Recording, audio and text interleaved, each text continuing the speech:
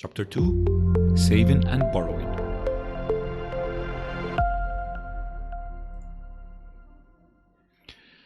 So we're trying to make things as easy as possible in this qualification because we're expecting this is for beginners. So in the qualification, we try to make things easy. To start with, let's try to portray the world of finance. Let's try to portray the world of finance as simply as we can. Let's think of it as the link between two groups. We will call one of them the savers and the other one the borrowers. And it is this very link that caused the existence of banks. That's why, because you've got savers and you've got borrowers, and we need somewhere in the middle to bring these two parties together. And that's why we call banks financial intermediaries, because they enable savers to benefit or to profit from their extra capital, and they enable borrowers to get that capital and invest it in their projects. Now, if you ask any modern bank and say, what exactly do you do? It's very, very hard for that bank to say, well, we are a financial intermediary, because banks have expanded way beyond that. They've gone into trade finance, they've gone into wealth and investment management, they've gone into trading. Financial intermediary, which is the fact that they bring savers and borrowers together, is as a function of a bank, it reduces year by year. So most banks see themselves now as service providers, in addition to financial intermediaries, in addition to wealth managers and traders and brokers. But at the very core of banking, it's financial intermediary. The savers are fortunate because they've got extra money. They have more money than they need right now. So they want to do something with it, with this surplus. They don't want to just keep it under the bed. They want that money to grow. As we move on with this qualification, we will introduce to the qualification, not to you.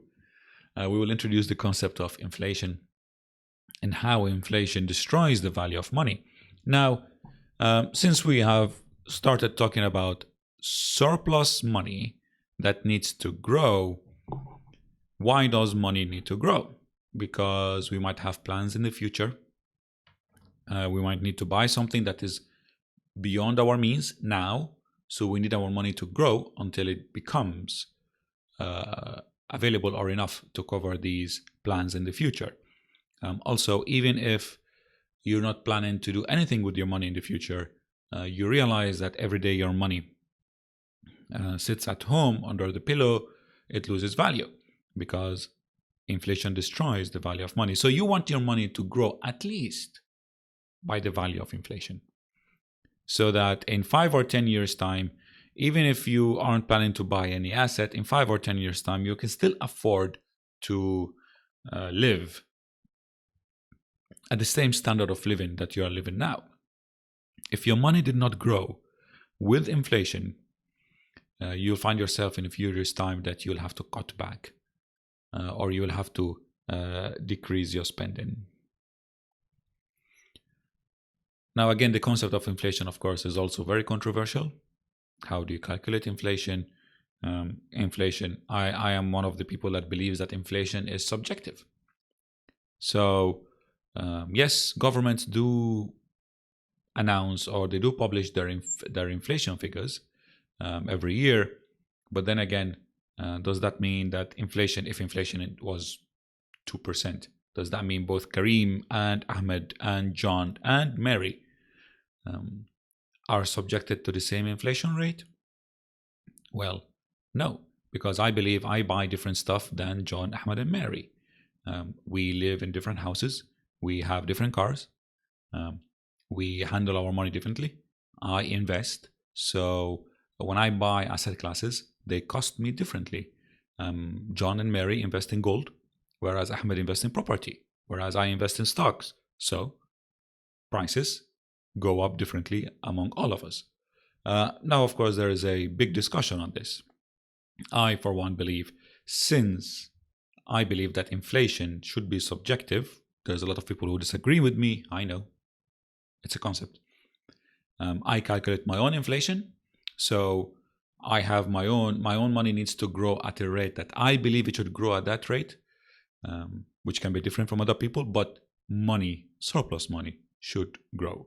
Surplus money should work for you. These savers could be individuals. They could be companies and they could be governments. They all have money. They all can be in debt. They all can borrow, but they all can save. And some of them have a lot more surplus than others. Of course, you can't compare the surplus of governments, for example, massive governments and companies, to individuals. The financial services world tends to refer to individuals who have substantial amounts of surplus as high net worth individuals. Now, what does substantial mean? That is something you will learn in the CISI Certificate in Wealth and Investment Management, where CISI indicates, of course, these are standard numbers. They indicate what is a mass affluent, what are high net worth individuals, what are very high net worth individuals, and what are ultra high net worth individuals. These numbers differ from company to company. But if you're taking that qualification, you learn what these standard amounts are. Some companies also have a lot of spare cash. And most famously, Apple, they have around $26 billion in their bank accounts at the end of 2018. There came a time when Apple had more cash than the US government.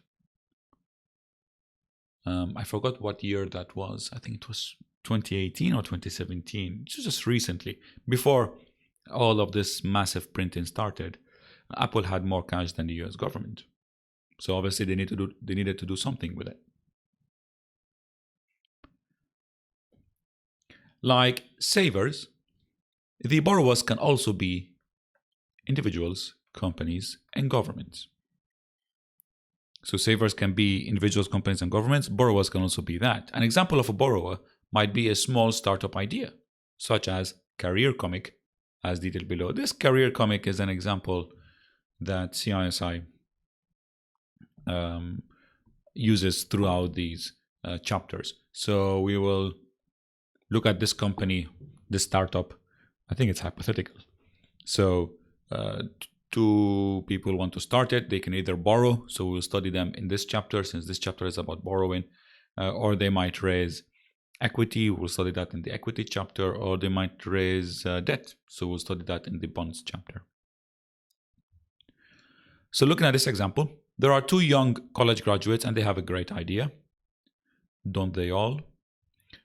They think that other college graduates and school kids would love to have access to a database of available careers that is portrayed in a fun and simple and understandable way. So they want other graduates to be able to see what careers are available to them. And they want that database to be available in a young, youthful way, something that is fun and very understandable. They want to pull together a comic strip of a day in the life of each career comic. So a comic strip is sort of something that they draw, and they want to have that for every career. This helps their friends understand what is to be expected. So you're not going to get into engineering thinking it's the best job in the world without knowing what it entails. They have talked to people about their plans for career comic, and they have potentially found someone, an investor, who will provide them with some money to produce a high quality example of how the comic will look, or what we call a proof of concept, a demo.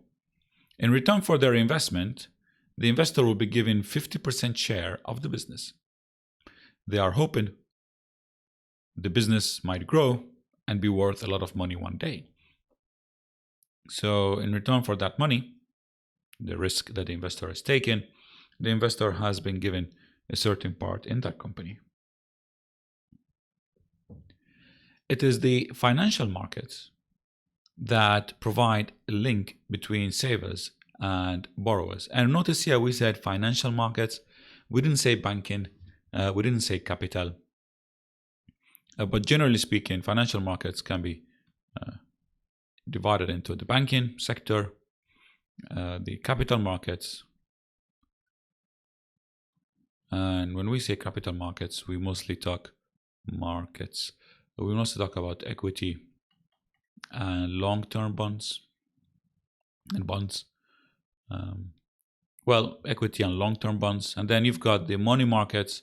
I doubt we go into money markets in this qualification, but in other qualifications, you will study money markets, where we study short-term bonds like treasury bills and commercial paper. And you can have derivatives market. There's a chapter on derivatives in this qualification. I think it was like 3 pages or 4 pages long. They just introduce the concept of derivatives and they give examples of each, and that's it. Of course, derivatives are options, futures, forwards, and swaps. And these can be traded on exchanges and they can be traded outside of exchanges. So as a concept, this is what financial markets is. The link between the two, people with money, people with capital, and people who need capital. So savers, we can see people with capital, borrowers, people who need capital. The link is provided in 3 main ways: banks, equity, and by bonds, each of which is explained in the following paragraphs. Because if you look at these in general, they are linked to each other, either by banking, equity, and bonds. What about money markets? Money markets are mostly types of bonds. You can find certificate of deposits in which are part of banking. So whatever you look at these markets, they are linked to either banking, equity, or bonds in some way. The role of banks. Traditionally, banks have provided a convenient link between savers and borrowers, very, very long time, making a profit on the difference between what they pay the savers, who are considered to be liabilities on the bank, because if somebody gives you his money, you have to reward him, and the longer they give you their money, the more you have to reward them. The expectation theory. And what they charge the borrowers. And the borrowers are what we consider as assets. The loans that the bank gives out are the company's assets. And of course, if you are taking money from the bank, it's not going to be free of charge.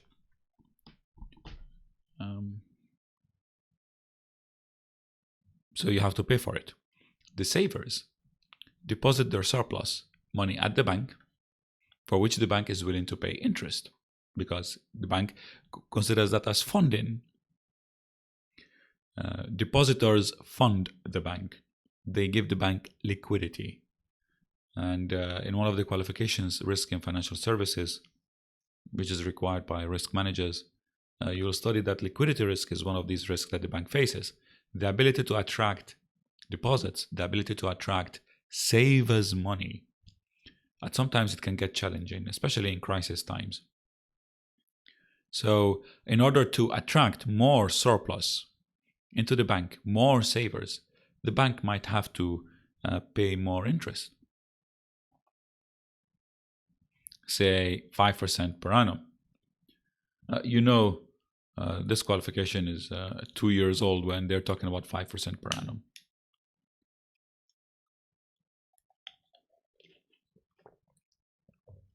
Even then, 5% per annum was considered to be very high. So 5% is cost, because the bank is going to be losing 5% on their money every year, on that money that they receive. The bank will then lend the deposited money onto borrowers, perhaps charging them 8% per annum. So they will make 8% per annum on the loans that they're giving out. So there is a difference here, of course, of 3%, and this is what we call the net interest, the profit or the gross profit, the gross interest profit of the bank. So if a bank attracted a combined 100 million in deposits, then it will have to pay 5% on this 100 million. So the bank will have to pay £5 million in interest. So we call that interest expense, what the bank has to pay in interest. And if the bank managed to lend the 100 million, of course, they're not allowed to lend all of it because of capital adequacy requirements. They will have to, they can lend most of it, but they will have to keep part of it as protection. Again, that is something that you will learn in the CISI Risk in Financial Services qualification. So assuming that it lends all of it, all of the 100 million, the bank will lend it and then they will charge 8%. So the bank will receive 8 million. And this is what we call interest income.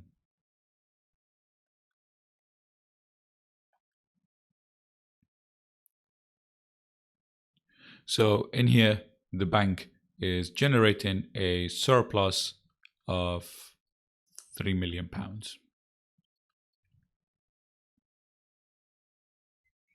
So this is not profit, but a surplus from which its various costs need to be paid. So staff wages, office rental payments, and taxes. What is left after deducting these costs is profit. Of course, since you're explaining this concept to basically high schoolers, that's not really true, because this 3 million can be considered as gross profit, but in this qualification, talking about gross profit and net profit might confuse the intent audience. Forgive me, it's funny.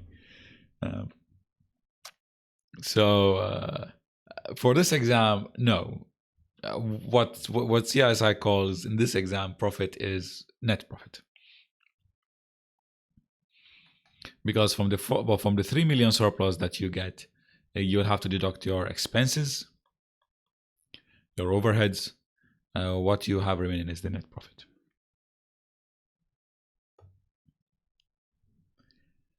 For businesses looking to raise money, an alternative, if they don't want to borrow from the bank, an alternative to borrowing from banks is for the business to sell equity, to sell ownership. Give me money, I'll give you part of my company. Equity is alternatively referred to as shares or stock, common shares or common stock. In some qualifications in CISI, you might actually have to differentiate between these two. If you are taking other qualifications, you will learn that common stock do not have a nominal value, whereas shares have a nominal value. But that's a different qualification. And these represent ownership. Ownership means, equity means you have ownership in that company. It is in your interest for that company to do well because you own part of it. The holders of the equity in the company own that company. That's why we call them shareholders, equity holders, owners. So if a business is set up as a company, it can raise money by selling shares. This is exactly what happened in the earlier career comic example, because these two young college graduates found an investor who gave them money, and in return for that, they gave him ownership of 50%. Finance was raised by selling an equity stake in the business. The owners of the business, in return for receiving that money, they had to relinquish part of their equity, part of their ownership. So, why might equity be preferred as a source of financing to borrowing? There are a number of differences between the two that will need to be considered and which will be explored a little later in the chapter with a further look into career comic. For the moment, perhaps the key differences are that interest needs to be paid on borrowing. You have a commitment to pay a certain amount every month or every year for a certain period of time. And the money borrowed has to be repaid. So your cash flow is going to suffer annually to cover the interest on that payment. We call that service the loan. And you have to repay that amount that you borrowed initially in full. There is no interest paid on equity, and equity does not need to be repaid. So when it comes to cash flow tightening, you don't have to worry about that. The only thing is that equity, you'll have to relinquish ownership. So you won't own the whole company anymore under equity. Whereas under borrowing, you can still own the whole company. It's just that you have to pay annual interest and you have to repay the debt.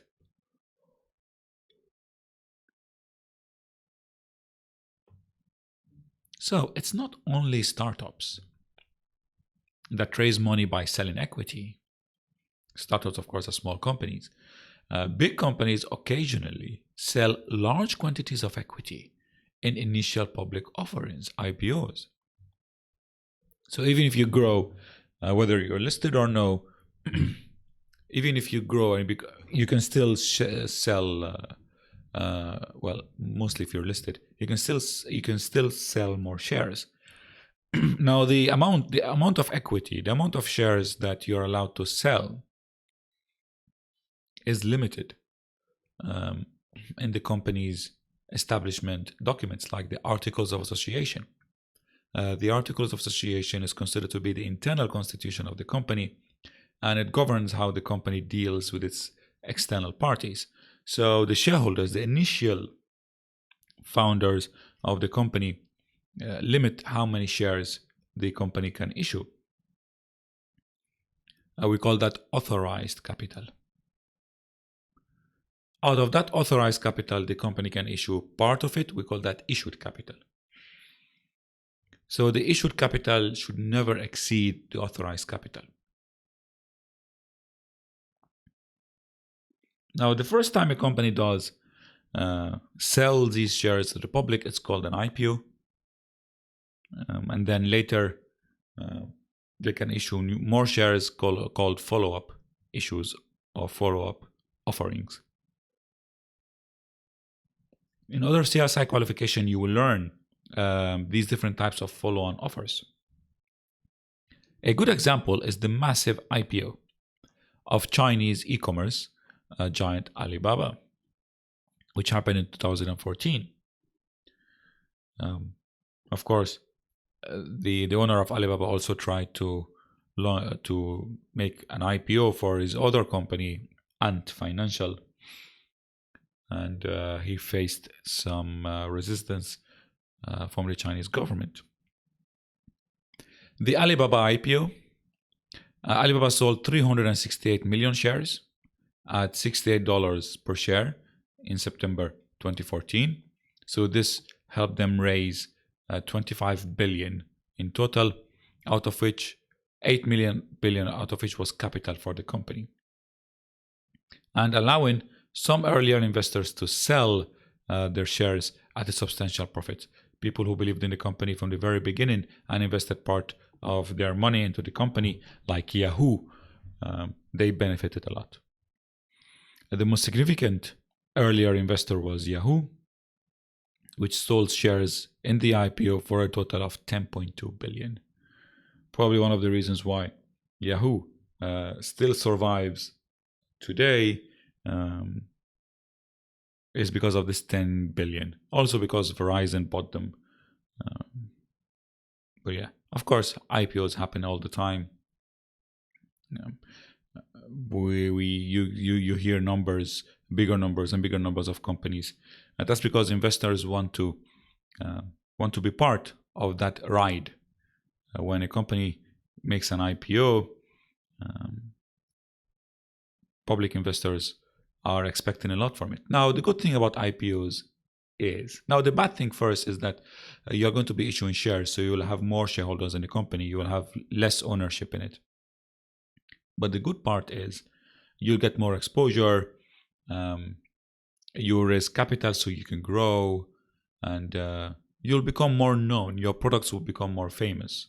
So that actually will contribute, that extra exposure will contribute to your growth. The fact that you get listed will cause more people to buy your products. So that also will contribute to your growth. That's why equity is good. So let's continue with bonds. We've looked at raising money through borrowing, raising money through equity, and now we will see raising money through bonds. The third major way that savers and borrowers are linked in the financial markets is where borrowers issue IOUs, which stand for IOU, which is basically a piece of paper that says, I have to pay you this amount of money in this period of time. And of course, in many cases, I'll have to pay interest on top of it. So there are different types of IOU documents, but they're not popular. You've got the promissory notes. These are very old. Most of these IOU documents or financial papers these days are bonds. These IOUs, these bonds, are issued directly to investors, missing out the banks. So instead of borrowing from banks and paying interest to banks, you'll borrow from investors and you'll pay them the interest. Now, of course, investors will need to know that investing in a bond is different than investing in stock. And this is something that we'll look at in a bit more detail later, because when they invest in a bond, they are actually loaning the company money. They are not getting ownership in it. They are providing a loan. Like a loan from a bank, borrowing money by issuing bonds is another form of debt, on which the borrower will pay interest and which needs to be repaid. The full amount needs to be repaid. Full amount, of course, with the interest on an annual basis. Sometimes that interest is paid every 6 months, but there is a form of interest. There are bonds which have an Islamic structure called sukuk, and these pay profit. And the difference between, of course, these conventional bonds which pay interest and the Islamic bonds sukuk which pay profit is that sukuk are always always have an underlying asset. They are guaranteed by an underlying assets, whereas some bonds, conventional bonds, are and some aren't. If a borrower wants to raise £100 million, it could subdivide the amount into 1 million IOUs, each representing £100. And each of these £100 are called bonds. The borrower might agree to pay. So the borrower is the investor who, the borrower is the company which wants to borrow money, which needs the money. So the borrower needs capital. The borrower might agree to pay the holders of these bonds their £100 back in 10 years. And until that point, they agree to pay them a rate of interest every year. So a quick definition here, although we might cover that in the bonds chapter. This 100 is mostly going to be called the nominal value of the bond, sometimes called the par value.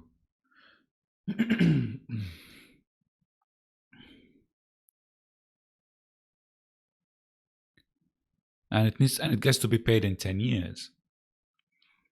And you have to pay interest every year.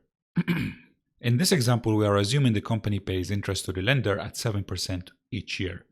And in bonds, this interest is called coupon. And receiving the 7% coupon is called clipping. Receiving the 7% interest is called clipping the coupon.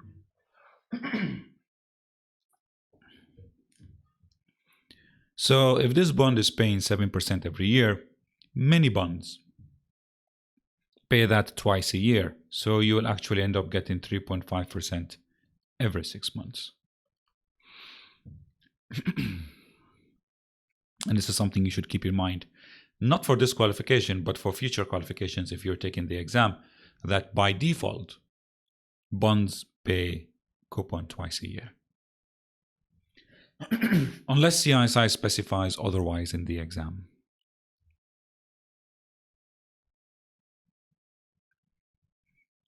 Who are the savers and borrowers?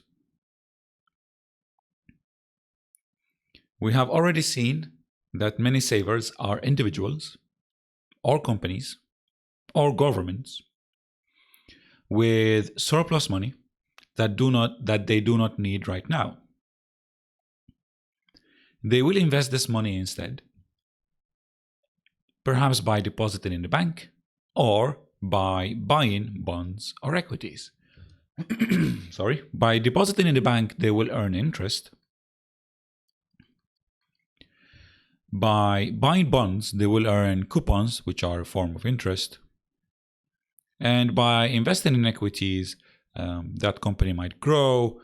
They might benefit from growth. The value of that ownership might grow. They might receive some form of profit distribution called dividends. We will study these in the equities chapter. The borrowers we have encountered so far are companies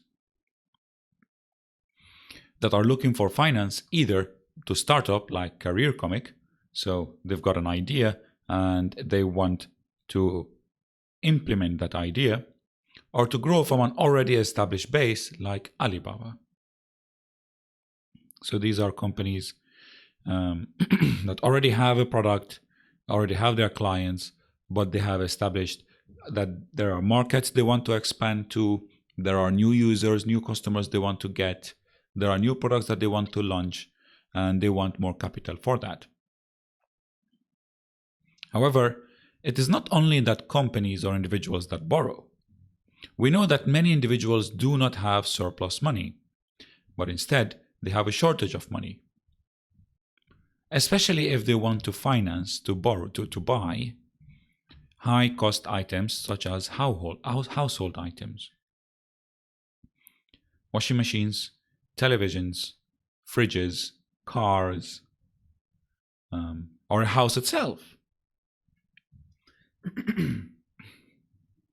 Clearly, such individuals can be borrowers when they take out loans to make such purchases. Loans to buy homes are called mortgages because that loan is secured, it's linked to an asset, and that asset is the house. Now, there are many forms of financing, of borrowing. It's not just for buying a household item. I mean, you can have, we will see there are different types of loans, like a personal loans, which doesn't necessarily need to be linked to any asset. There are loans on credit cards.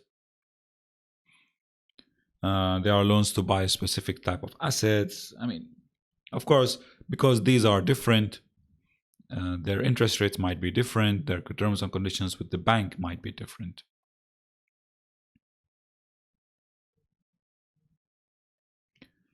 As will be explored in Chapter 3 of this workbook, there are different ways for individuals to borrow money. Sometimes the money is borrowed for a particular purpose, such as a mortgage loan to buy somewhere to live or a car loan.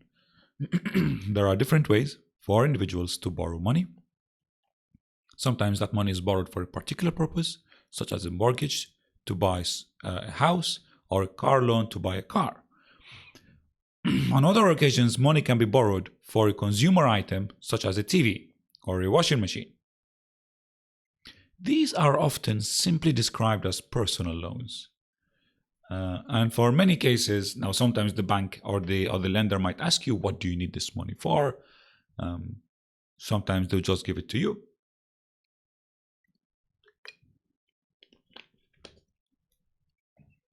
And some forms of borrowing may need to be repaid earlier and some much later. Car loans are known to be for 4 years, 3 years, 2 years, maximum 5 years probably. Home loans, mortgages, are known to span over 15, 20, 25 years, sometimes even 30 years. A good example is the bank overdraft, which is a form of loan on which the bank can demand repayment immediately. Overdraft is when you withdraw more than you have in the bank. And you are usually expected to cover that within the financial year. Whereas if you take other forms of borrowing, like in a mortgage, these take 25 or 30 years to be paid. And because of that, the interest rates on these loans are different.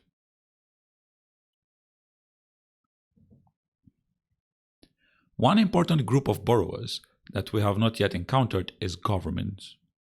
And governments borrow. And when they borrow a lot. Many governments collect substantial sums, not just because they don't have money. Some governments have money and they still borrow.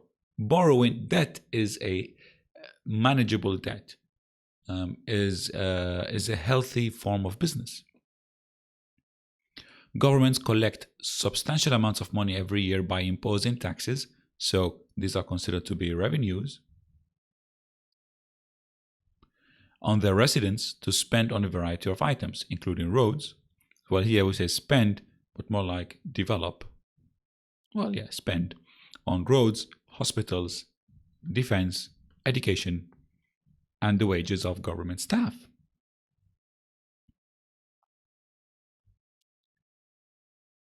So we see governments also have revenues and governments have expenditure.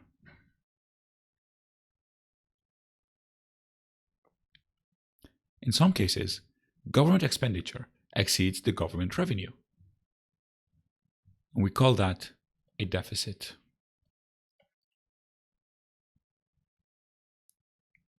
If the government revenue exceeds the government expenditure, which is the other way around, we call that a surplus. In other CISI qualifications, you'll be required to know deficit and surplus when it comes to government revenue and expenditure. Also, when it comes to import and export, countries do business with other countries, and that is recorded in certain accounts. So you might get a surplus or a deficit in import and export, and you will get a surplus or deficit in government revenue and expenditure. So it's important to know the difference between these two, but that's in a different qualification. So the difference here between expenditure, where the government spends more than it earns, so there is a gap, that difference needs to be financed in some way, and it is generally borrowed. So the government needs 20 billion to spend 20 billion, and its revenue is only 15 billion, so they need an extra 5 billion. Where are they going to get this extra 5 billion? They'll borrow it.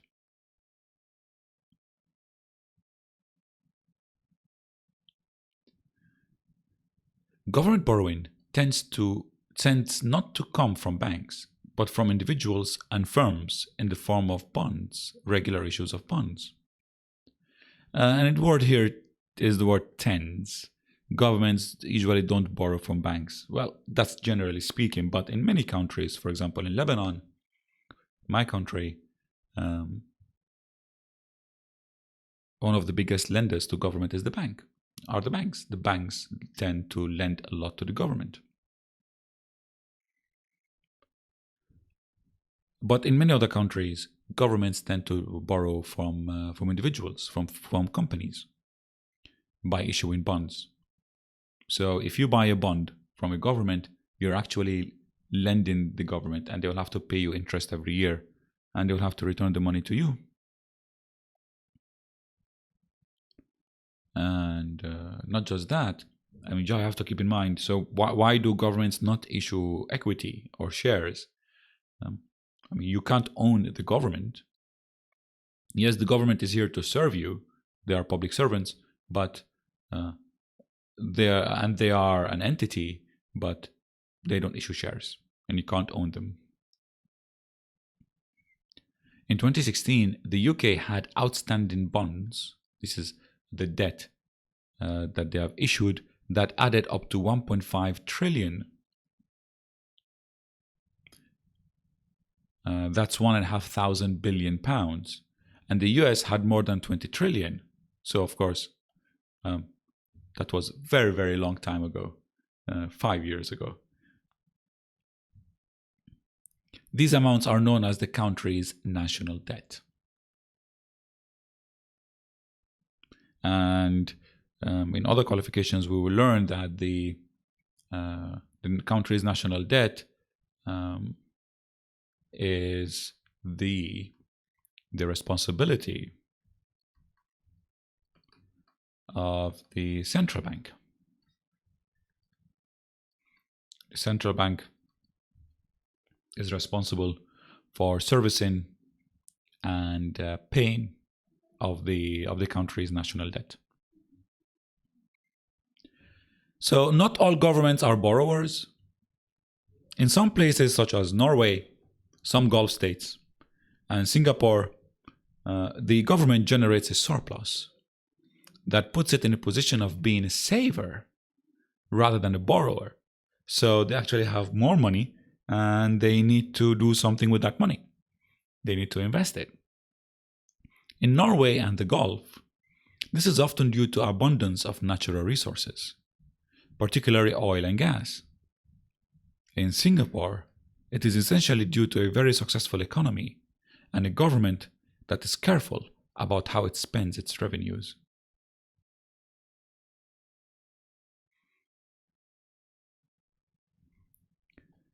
Let's introduce the concept of risk and reward. We have established that there are a variety of possible ways that savers can invest their surplus. So we say through a bank, getting deposited in a bank, buying equities or bonds. So what would make them choose one over the other? So why would I choose to buy stocks or equities rather than deposit in a bank? So let's look at this example to know more. Let's see Sophie. Sophie has some money that she wants to invest. She wants to be reasonably confident. So if she wants to be 100% confident, then she will take no risk. But she wants to be reasonably confident, so she wants her money back. She wants to have mostly the confidence that her money will come back. And she will be able to get all of her money back in 2 or 3 years' time. So that's her investment duration. When she hopes to use the money as a deposit for the purchase of her first home, she wants to put that money to work, and in 2 or 3 years' time, and she wants to take it back, and she wants to buy a house. She has narrowed down 2 possibilities. An instant access bank deposit. Instant access bank deposit is a bank deposit that allows you to access your money instantly at any time. And that will pay you 5% every year. But there is also a 2-year bond issued by a company that pays you 7% per annum. Which one should she go for? Well, here it depends on many aspects, many things. It depends on how much risk Sophie is willing to take, her flexibility, when does she need the money back, does she need access to that money at any time, sometimes even tax. Is she going to be paying tax? Yeah. On the face of it, the 2-year bond is better because it pays an interest that is 2% higher. It pays 7%. However, the bond may be risky. It may be issued by a small company that may not have the cash to repay in 2 years' time, because companies go bankrupt. They go bankrupt all the time. They go insolvent all the time. Sometimes they don't go insolvent. Sometimes they don't get the cash. So they might still be operating, but they might say, we're really sorry, but we really can't pay now. We need to restructure that debt. We need to change the duration of the payment, sometimes even change the amount of interest that we're going to pay you, but we need to restructure that. It happens all the time. The deposit account is an instant access, so that if Sophie were to need her money earlier than planned, she could access it. So if she needs it in 1.5 years, instead of after 2 years, she needs it before plan, it's there. She can get instant access to it. Therefore, it is Sophie's preference to take possibly greater risk for greater reward, or she can take less risk, but she can accept a lower reward. And what lower reward for her is immediate access, which ultimately determine which investment is right for her.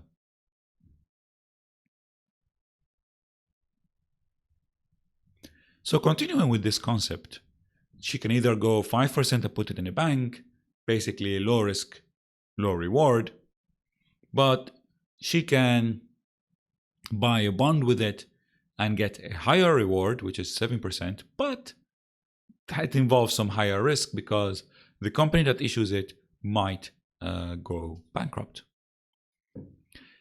As the above example illustrates, making the right investment choice is not always straightforward. In fact, there is always a direct link between the risk the investor is willing to take and the potential reward that the investor might realize from that investment. And that is known as the risk-reward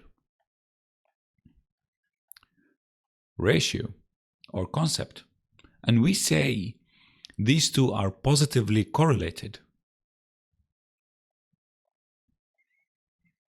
That means if one moves upwards, the other moves in the same direction. And if one moves downwards, the other one moves in the same direction. So if we want to take, if we want higher reward or higher return, we need to take more risk.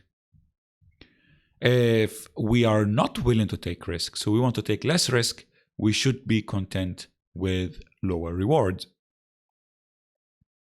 That's what we call a rational investment or a rational investor. A rational investor is the one who expects higher risk if he wants higher rewards, or he should expect a lower reward if he's going to take lower risks. It is the financial equivalent of the fitness industry saying, no pain, no gain. So if you want no risk, then be ready to get no rewards, which again, technically in reality, is not 100% right, because you can get some reward, little one, by taking no risk. And we call that the risk-free investment. But we will study that in other qualifications, and that is usually short-term government bonds, what we call T-bills, treasury bills.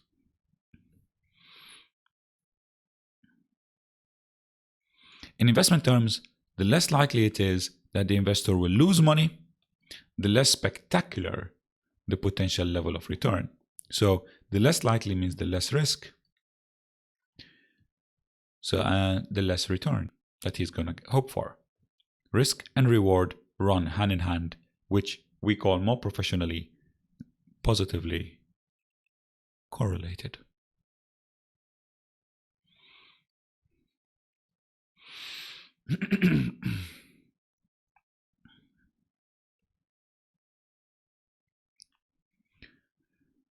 More risky and less risky investments are sometimes straightforward to identify. If you were to buy shares in an established company like Microsoft or Apple, there would generally be somewhat less risk in the longer term. Why? Because these companies are established. They are what we call mature companies. More professionally, they are what we call blue chip companies. Not just these two companies in tech. They can be other companies in other establishments. For example, you've got Coca-Cola, McDonald's in food and beverage. You've got Ford, GMC in automotive. There are many sectors, and for every sector, you've got established companies. There are investors who only look to invest in established companies, who only want the safety of these companies, of course, because these companies are low risk, they're safe, the expected returns are lower. So if you were to buy shares in an established company like Microsoft or Apple, there would generally be less risk in the longer term than if you were to invest in a loss-making early-stage company like a startup. Similarly, investing your surplus money by putting it into an established bank's deposit account is likely to be significantly less risky than investing it by lending it to a friend. Because here we are looking at creditworthiness. Banks are linked to their creditworthiness. A bank is more creditworthy than your friend. If there are credit scores or credit ratings, banks will have higher credit scores and higher ratings than your friend. And because of that, if you are looking to be completely safe, you are very likely to put it in a bank than to put it with your friend. Now notice that when we talked about the risk-free investment on the previous page, we said that these are treasury bills, which are a form of government bonds, short-term government bonds. We did not say bank deposits, because bank deposits are technically not considered to be risk-free. They do carry some form of risk. No matter how small it is, they do carry some form of risk. Because banks are always linked to their creditworthiness. And no matter how big you are, 2008 showed us that banks can collapse. People can lose money with banks. Whereas government bonds are considered to be risk-free investments because governments always pay their debts, especially the US and the UK governments. Their bonds are considered to be risk-free because they have never defaulted on debt. And their creditworthiness is almost all the time, most of the time, is considered to be very high. So this differentiation between what is a risk-free investment, what is creditworthiness, why would I prefer this to that, why is this more important to me, this is something you will learn in other qualifications from CISI, not really this one. Here we're still at the very, very basic of concept of finance and investing. Let's talk about equity and bond markets. We've discussed the very basis of what is equity, shares or stocks. They give you ownership. Let's talk about and how they differ from bonds. As has been made clear in the preceding section, equities are different from bonds in a number of respects, including the following. 1. Equities give the holder an ownership stake in the issuing company. So if you buy a share, you get ownership in the company. Bonds do not do that. With equities, you are an owner. With bonds, you are a lender. Equities have no set date of repayment. If you buy shares or you buy equity and you want your money back, you will have to sell your equities or your shares to somebody else. If you cannot find somebody else to buy them from you, you are stuck in that company. Bonds typically have a set repayment date. Bonds can also be traded. So if you don't want to wait to get your money back, you can sell your bond to somebody else in the market. But if you don't find anybody to buy from you, that's fine. You still get your money back because the company will repay you because it's a loan. Equities don't pay interest. And by interest, we mean an obligation, a certain amount that is an obligation on a loan. Equities, they do distribute a certain amount on shareholders. We call that a dividend, but it's not an obligation. What we mean here when we say equities do not pay interest is that they don't pay that obligation. They don't have that obligation to distribute every year. Whereas bonds, they have to pay a specified percentage of interest every year. And we call that specified percentage a coupon. Now, that percentage can be fixed. So I will pay you 7% every year, no matter what. Or that percentage can be variable, where it will be linked to a certain index, most famously the LIBOR index. So the company, the issuer would say, I will pay you LIBOR plus 1% every year. So if this year LIBOR was, let's say, 4%, then this bond will pay you interest 5. If next year LIBOR becomes 2%, then that bond will pay you 3% in interest that year. We call that a floating rate, a variable rate. Usually companies use LIBOR. So if a company issues a variable rate bond, it will most likely going to be linked to LIBOR. So this is in the case of corporate bonds. Do governments issue also variable rate bonds? Yes, they do. Of course, this is outside of this qualification. We're just expanding on this concept. Governments also issue variable rate bonds. And these variable rate bonds are usually not linked to LIBOR.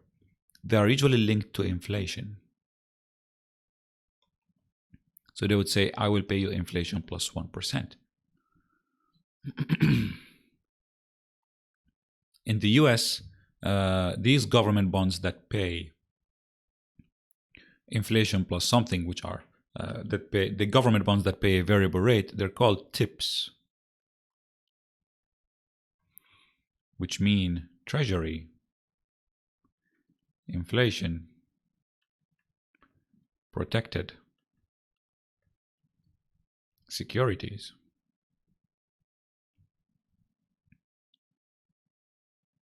So bonds can pay but in either ways, whether it's a fixed amount or whether it's a variable amount or a variable amount of interest, in both ways they are specified.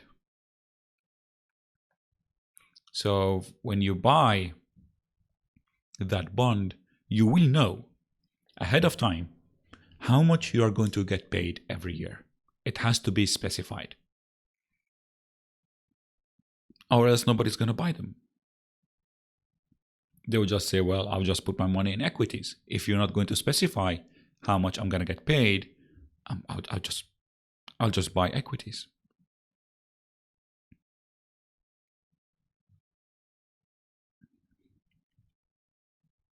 Equity and bond markets. Continuing with that concept, with this in mind, why are investors willing to put money in equities when they can see little or no prospect of the issuing company buying these equities back in the future? That means, why would an investor buy an investment when his money will not be returned to him? In the case of bonds, the issuer will buy back the bonds from you and give you back your capital, your nominal. Whereas in the case of equities, the issuing party will not buy back these shares from you. So why will you take that risk? At the very fundamentals, anybody who buys shares, who buys a stake in the company, buys an ownership in the company, they hope that the company will perform well and generate profit. So, if you buy one share for the price of $10, then the value of this share, because the company has grown and the profits are growing, the assets are growing, then the value of this share next year might become $12. And in the year after, it might become $15, and so forth. It's not just that. Anybody who buys shares, if the company decides to distribute some of its profit, the investors will get part of that profit. We call that distribution dividends. So, a share of these profits might be paid by the company to the shareholders, people who bought the shares, or the equity holders, in the form of dividends. Dividends are cash. The company gives you cash and says, the company says, for every one share, I will give $1. So there are currently 1 million shares in the market. So I will distribute $1 million. But ultimately, although having a dividend distribution in the form of cash is a nice thing to have, the ultimate benefit of holders of shares and equity is the ability to sell these shares and equities to someone else at a higher price, like $12 or $15, if they had paid $10 for that share.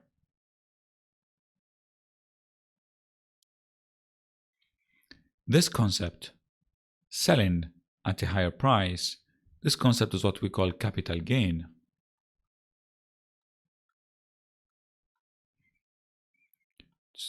Buy at low price, sell at high price. You make a profit and you pay capital gain.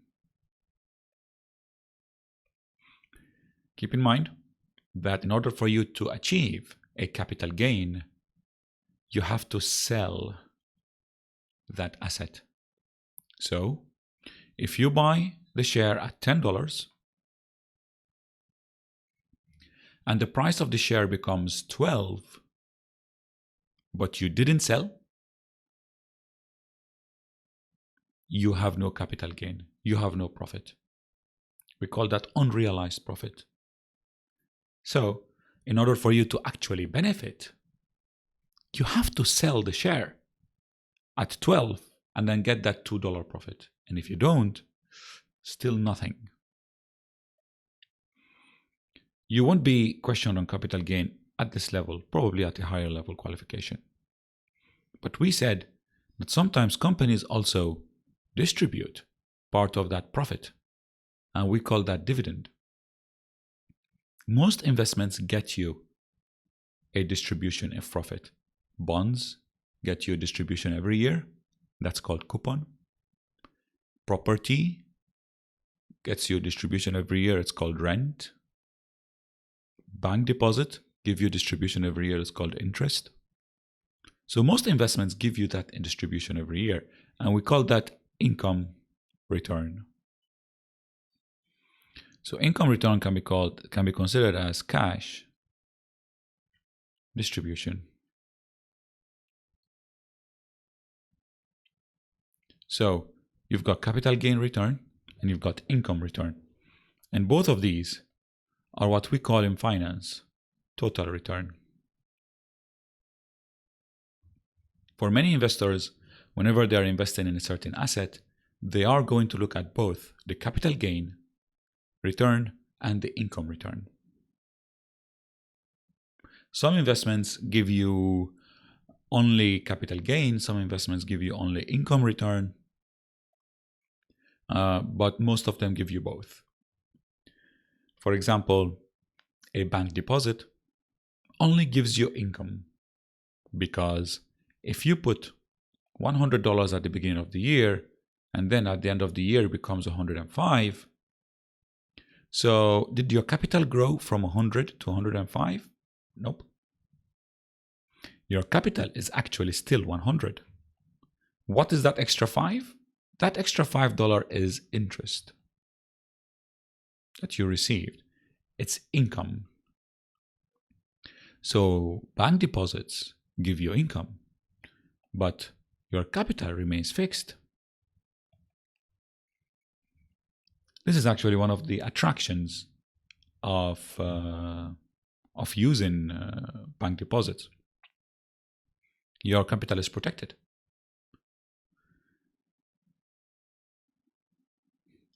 Selling equities will enable investors to realize their investment.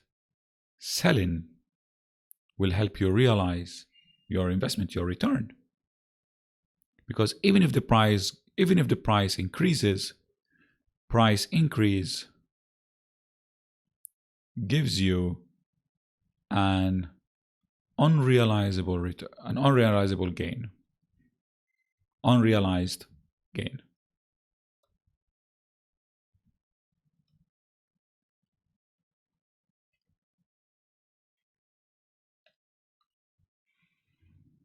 Selling it makes you realize that gain.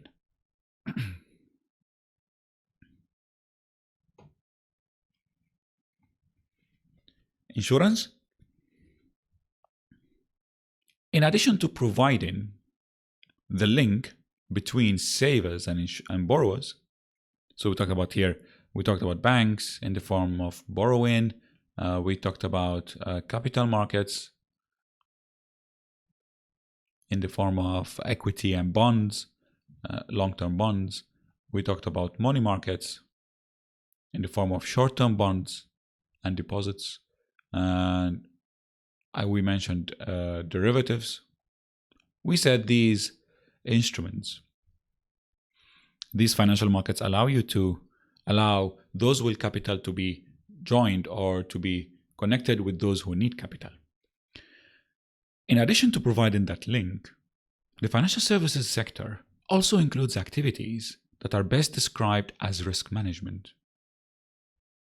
We use them to reduce our risk. Again, something that we will cover in much more detail in the risk in financial services qualification. So we will learn that we can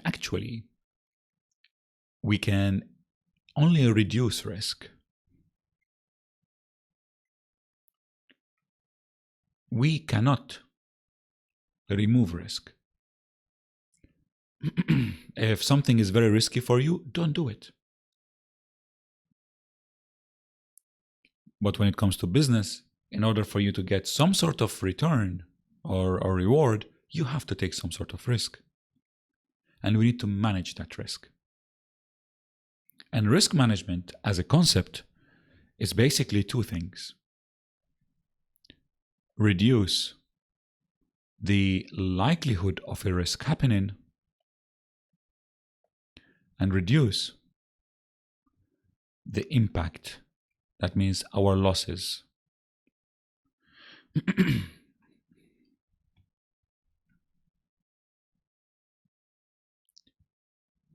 It might sound simple, but there are 400 pages of full qualification of that, because we have to look at reducing your risk, credit when you're giving out loans, counterparty risk when you're investing, when you have liquidity problems.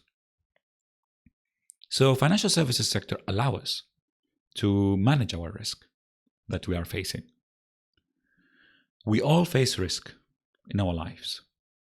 And the examples of the risks faced are numerous.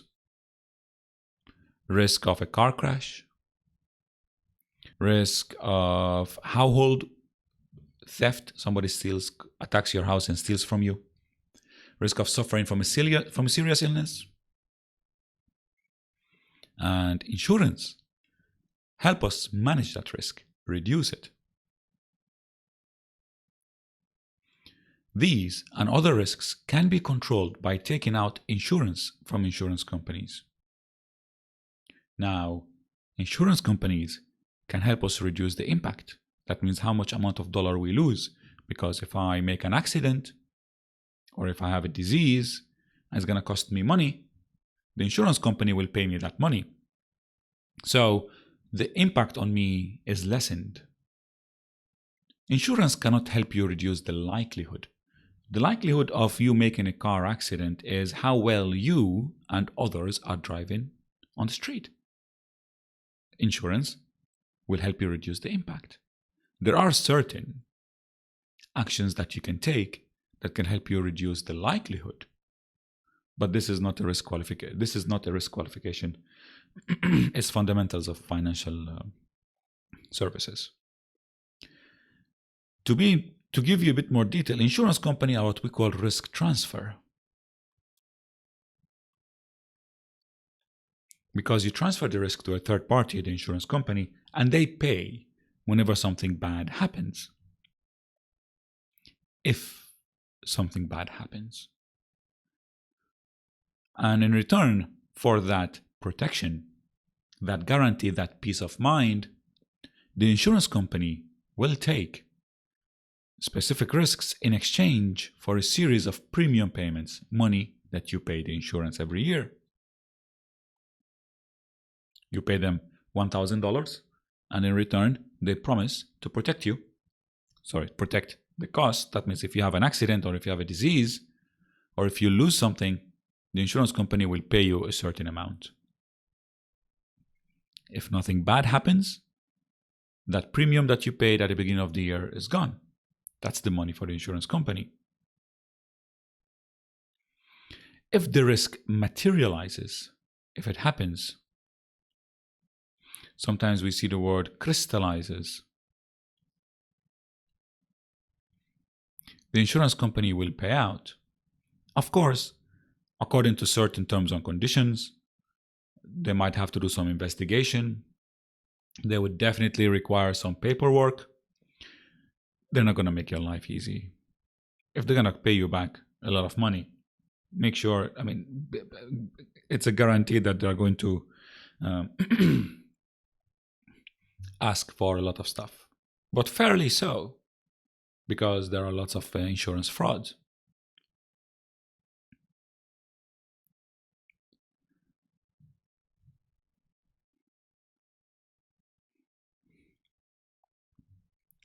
There are numerous different forms of insurance, ranging from large shipping company, covering the risks that its ships may break down or hit rocks, sometimes called marine insurance, to a life policy where an individual ensures that if they die, their dependents will receive a lump sum of money sufficient to clear the mortgage loan on the family house. Further examples are detailed below, or they are detailed in the book. Let me give you a bit more of these examples. Let's say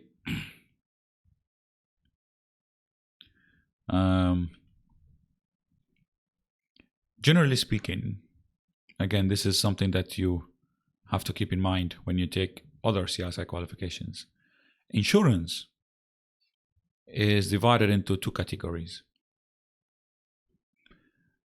These two categories are general insurance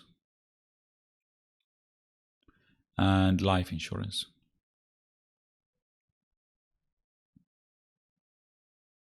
Anything that is not life insurance falls under general. Anything. So, marine, ships and boats, professional indemnity. If you make a mistake, for example, your client might sue you, so the insurance company promises to pay if that happens. Medical. So many things that the insurance company can protect you against. Car, mortgage. A mortgage can be linked into life anyway. So, house burglary. Life insurance, sometimes called life assurance, because it depends on our death, and we're all going to die. So life insurance is broadly divided into two types. Something that we call whole of life,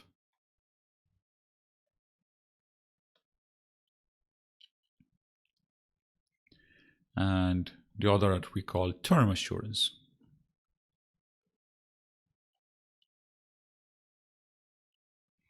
So both of them pay your family when you die. The difference between them is term assurance will pay your family if you die within a specific time. So you would say, if I die from now until the 1st of June 2035, if I die anytime from now until this day, the insurance company will pay my family a certain insurance amount. If June 1st comes and I survive, then the premium, of course you have to pay a premium to the insurance company all the time. The premium that I've paid for the past 15 years stays with the insurance company. So term assurance is, for the term assurance policy to be paid, death needs to happen within a specific period of time. For a whole of life policy, it will pay when you die. Anytime. So that's the difference between whole of life and term assurance. Whole of life pays your family if you die today or if you die in 20 or 30 years time, at any time. There is no specific date. No specific date. Whereas term assurance will pay if you die within a specific period. Now, whole of life has different types of its own. Term assurance has different types of its own. But these are covered in, all of this, by the way, is covered in another qualification. But since we talked about some type of some sort of insurance, for example, we talked about marine insurance, which is a type of general insurance. We talked about a life policy where an individual ensures that if they die, their dependents will receive a lump sum of money to clear the mortgage. That's most likely going to be something that we call reducing cover under term assurance. because your mortgage is most likely going to be specific for a certain duration. So if you are worried that when you die, if you die before you finish paying the mortgage, then the bank might take the house from your family. Then you take a life insurance. This way, if you die before you finish paying the mortgage, the insurance company will step in and then pay the rest of the mortgage. So since there is a specific period of time, that is considered to be a term assurance.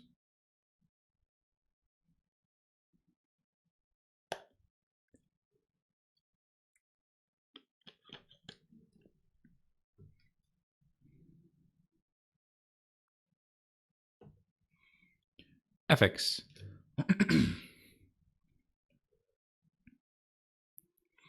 Foreign exchange, or Forex, or FX, is simply changing a particular quantity of one currency, such as $100, for a particular amount of another currency, such as the euro.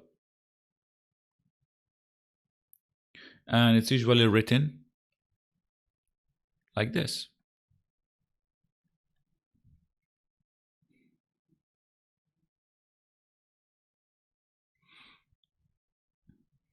There are considerable number of different foreign currencies across the world.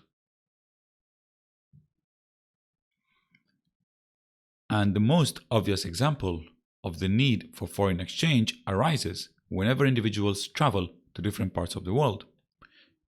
Although certain currencies like the dollar and the pound sterling are recognized in almost every country in the world, you still need to do some currency exchange for some certain period of time when you're traveling to some certain countries, if you want to use their local currencies. Foreign currency is the largest financial market in the world.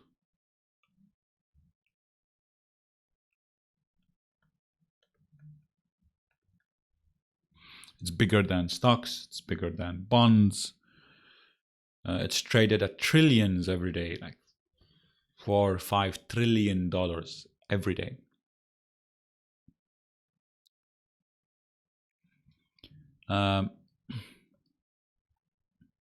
Those that mostly deal in foreign currency are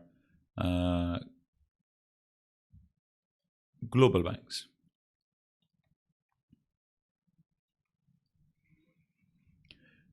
Because they are global, they need to transfer currencies. They've got clients from different countries. They deal in a lot of foreign currency. In certain qualifications from CISI, they might ask you, who are the dominant players in the foreign exchange market? And then they would say investment banks, central banks, retail banks, international banks. Now, central banks are big, investment banks are big, but global banks or international banks, or what we call sometimes cross-border banks, are the biggest players in foreign currency around the world. Foreign currency is what we call an OTC market.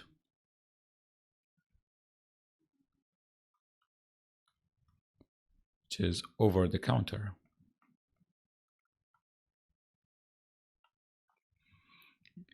That means you do not go to an exchange or a centralized place to buy them. You can buy them anywhere. Notice here, whenever in CISI qualification, whether in this one or in other ones, the word exchange always means a stock exchange. We never mean those currency exchanges we have in the mall. These are called currency bureaus. Exchange automatically means in this qualification a stock exchange.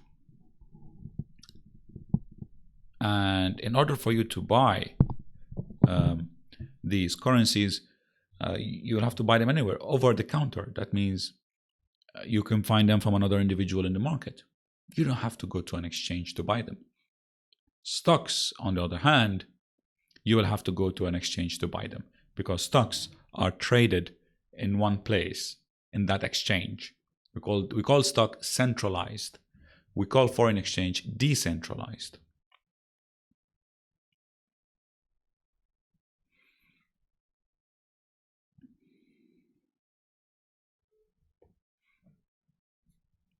So when an American crosses the Atlantic and visits France for a holiday, they will need euros rather than their more familiar US dollars.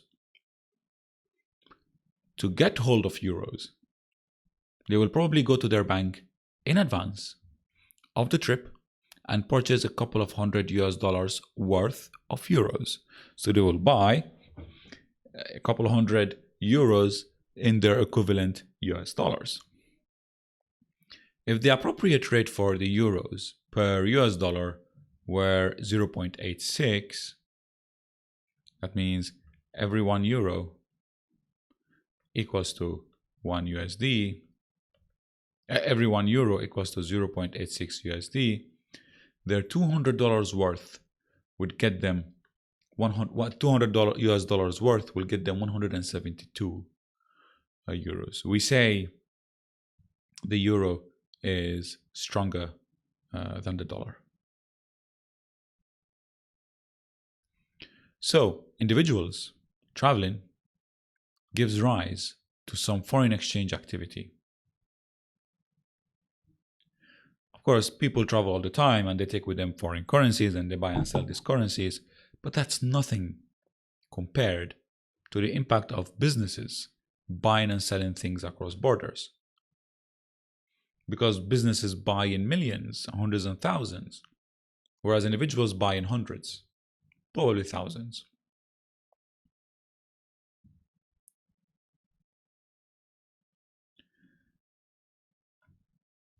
An example of a business is an American company. Let's say they're called Surfboards of America. They manufacture surfboards and they receive a substantial order from a European retailer and wants to pay in euros. So the European retailer who wants to buy from Surfboards, since they are in Europe, they want to pay in euros. Now, Surfboards of America ships the surfboards and ends up receiving thousands of euros from the European client. However, Surfboards needs dollars because they are based in dollars and in America, and they need dollars. They pay salaries in dollars. Their manufacturing costs them in dollars, but the clients pay them in euros. So Surfboards will call up the foreign exchange dealer at the local bank, and Surfboard will agree to sell the euros that it got from the client and get US dollars in return.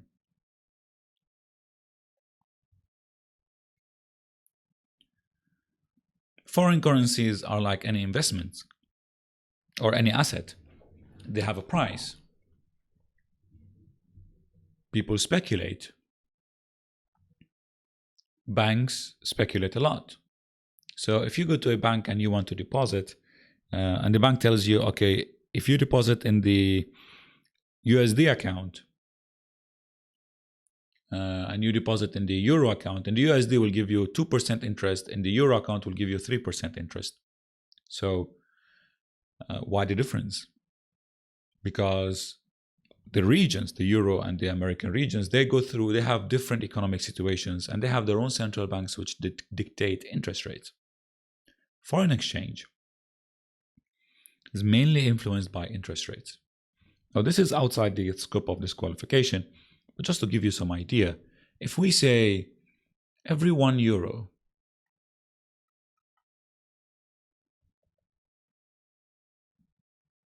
is equal to, let's say, $1.2.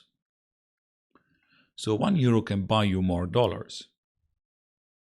We say the euro is stronger. Can you predict the rate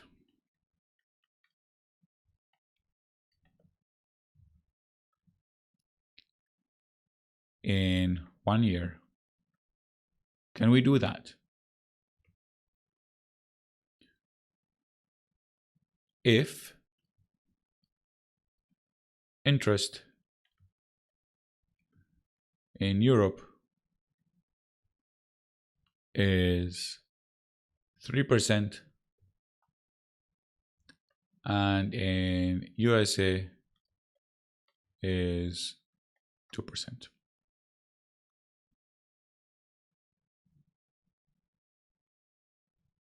Can we predict it? Yes, we can. We call that the forward rate. We call that the 1 year forward rate.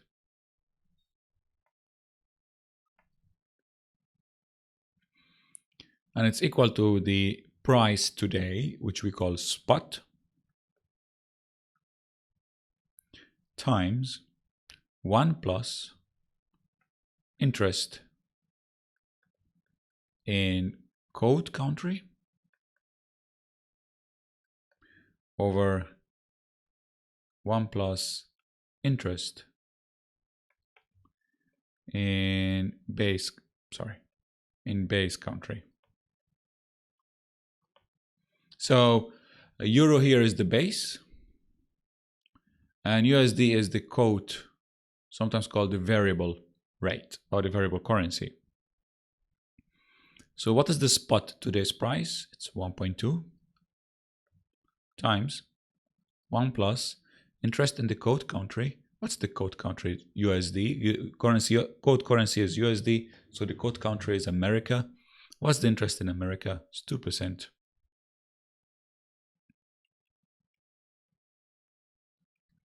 Over 1 plus the interest in the base country. What is the base country? It's Europe. What's the interest in Europe? It's 3%. We write it as a decimal because 3% means 3 over 100, which will give you 0.03.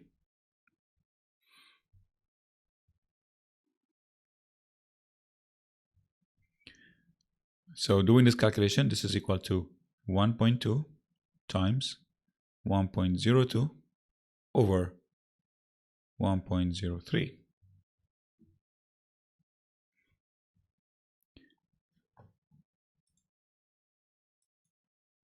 Using our trusted Windows calculator, 1.2 times 1.02 divided by 1.03. This is equal to 1.18.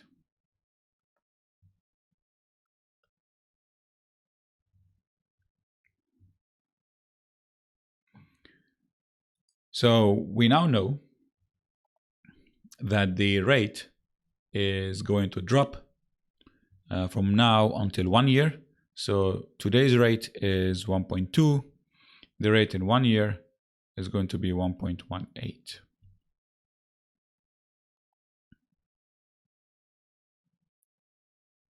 And because of that, then the reason for that is the difference in the interest rate in these two countries, in Europe and in America.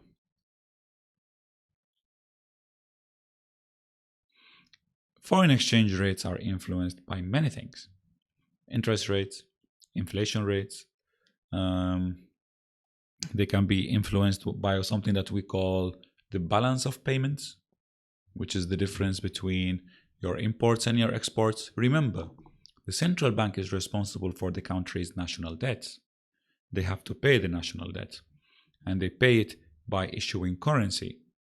When the central bank issues more currencies to pay the debt, to pay the deficit in imports, for example, if this is a country that imports more than it exports, there's a deficit. So the central bank has to pay these debts, usually by issuing more and more currencies. The more currencies that the central bank issues, the lesser the value of the currency. Printing more currency devalues the currency, because currency is like any other commodity. The more you have of it, the cheaper it becomes. Now,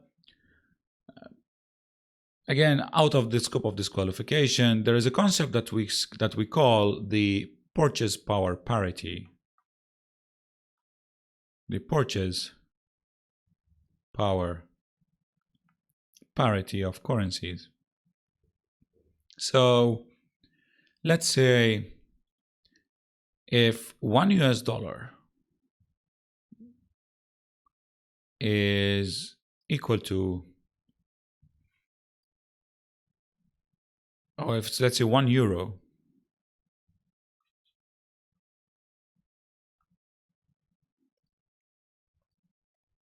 or if €5 are equal to $6, so it's not one for one, but what we are looking here is the purchasing power of these currencies. So if we are in America and we have $6 with us, let's say this can buy us one hamburger.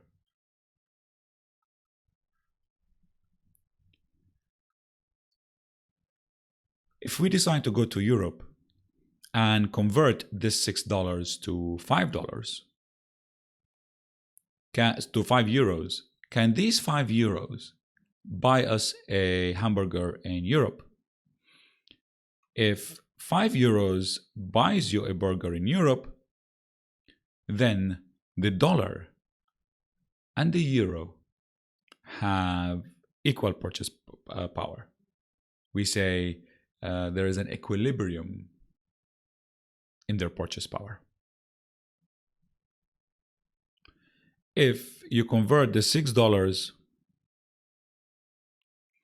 to €5 when you are in Europe, and the €5 could not buy you a Big Mac or a burger, we say there is no equilibrium in the purchase power.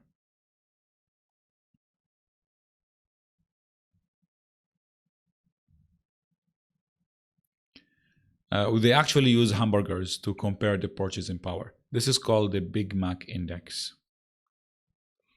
It shows you the purchasing power of currencies in different areas around the world.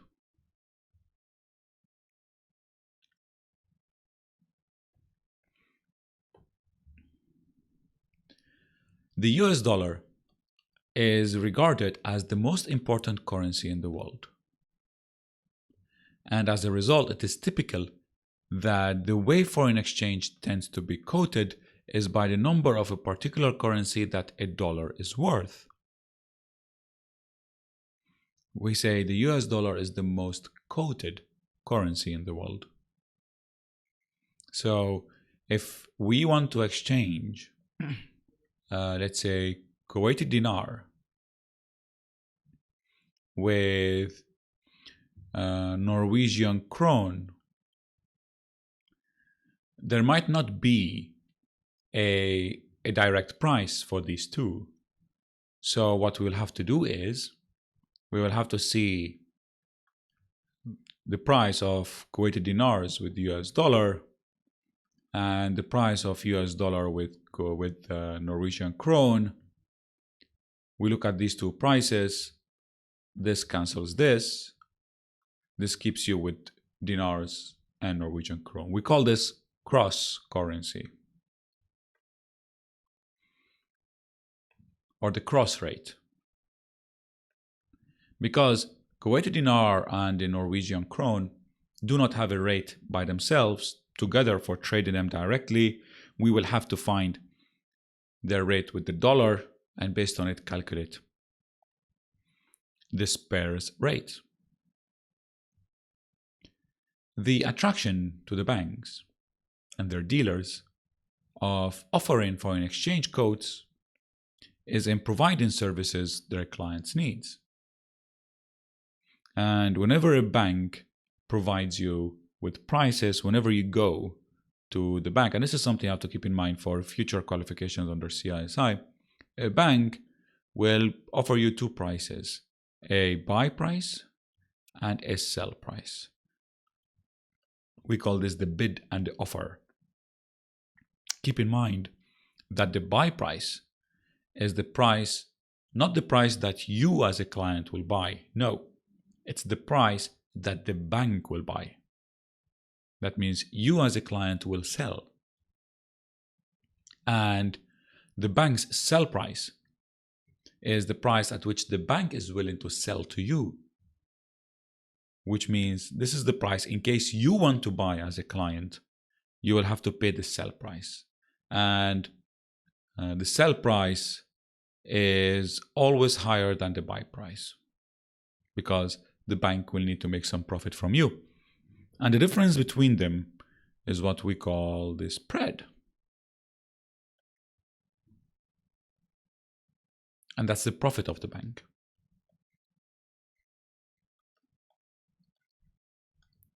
And in many banks, foreign currency is the responsibility of the Treasury Department. The banks and their dealers will earn fees as a result, and they will profit from the spread.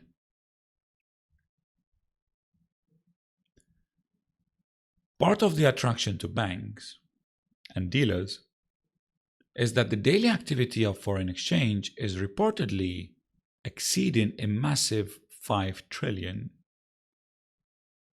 reflecting the scale of international trade.